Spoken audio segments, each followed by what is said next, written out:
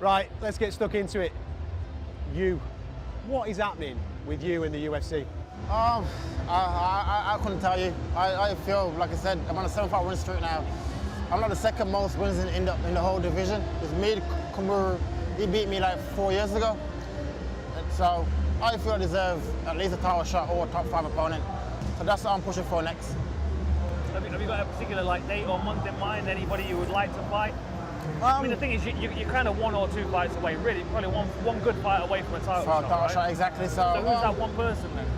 Who's that person that gets you the title shot? I think anyone in the top 5, not really an opponent. I think anyone in the top 5 would be good for me. I feel the Darren Till fight would have been good if he won his last fight. That would have been good. Just to beat him, then go for a title shot.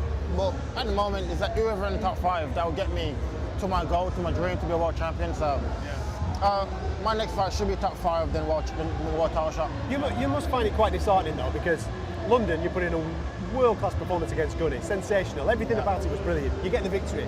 Yeah. You then have a narrative basically just planted there for you with Jorge Masvidal. Yeah. He's there. Yeah. Make the fight, and then Ben comes along and gets that fight. A guy that's been in the, this is no disrespect to him, but a guy that's been in the UFC for 2 minutes. Yeah. He's got the knock. You're on a 7-fight win streak, and you can't get that fight. It must be disheartening. It's frustrating to say the least. Like I said, Ben Askren come in. He had 1 fight in the UFC. Now that ranked number 5, number 6. It's like a fluke. It's like a weird win. It's like a fluky win as well. So it is frustrating to see people coming in and all the hard work I've done, is like I said, it means nothing. You know what I mean? So I'll just keep chipping away. I focus on myself, and like I said, my dream is to be a world champion.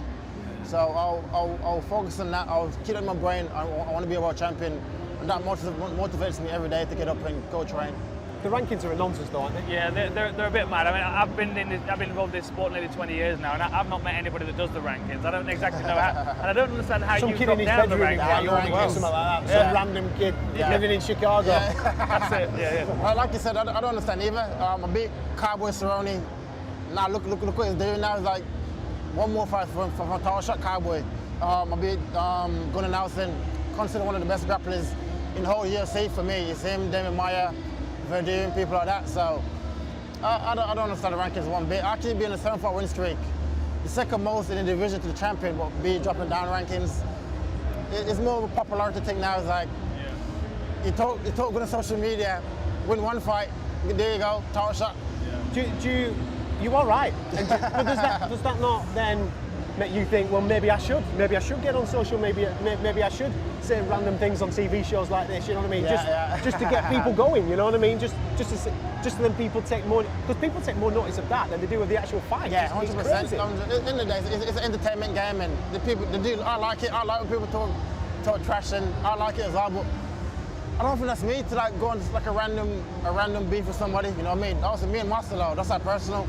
That needs to happen. Even if I win the title, I need to fight him anyway. That's like a personal thing with me and him. But apart from that, I just want to be a world champion, and that's my focus, and I'll just keep chipping away, and it will come.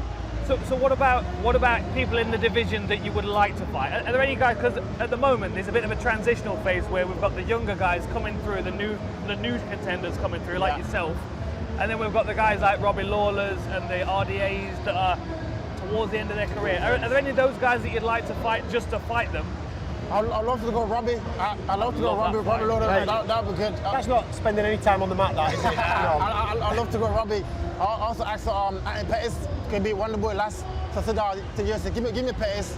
I'll beat Pettis and go from there. So these are all legends, the former world champions, and I'd love to go against one of them as well. The mad thing is, though, from his point of view, if he can't get the fight with Jorge Masvidal after what happened backstage, there's something wrong somewhere, because this industry, for me, survives on narratives. It survives on, that real bad blood. And with all due respect, there was a real thing there that you could have really tapped into. The narratives, the videos that they could have made to build the fight up would have been crazy. The fans were in. Yeah, they would love it. The fans leaving UFC London on their phones going, this has just happened backstage. Yeah. They were already invested in the fight. Yeah. So for that not to happen seems a little bit weird to me. It is a bit weird. My only thought is that they didn't want to positively reinforce what Masvidal did backstage. That was my thought. That's the only reason I think they wouldn't have made this fight straight away is But because this is a fight game. Well, of course.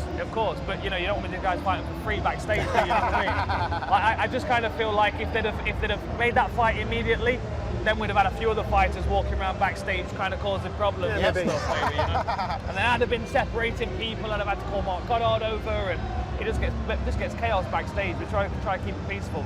These guys are animals as it is when they're competing, you know what I mean? We've got to try and keep them as mellow as it is. So- It's got to happen though. Yeah, 100%. In your own words, talk us through what happened backstage, because there's so many different sides to that story.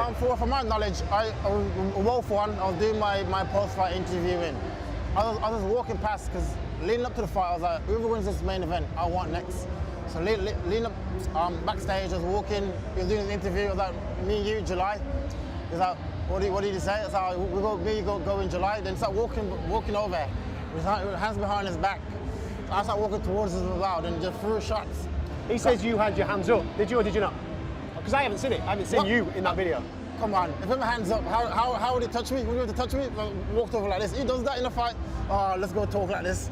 So he went after the fight, made like a mad interview back straight away. I came over, I felt threatened, blah, blah, blah. But his day will come in. We'll see who's the harder man, and we'll go from there. When you were coming together though in that moment, what were you anticipating was going to happen there? Did you think you were just going to kind of face off and just kind of shove a bit?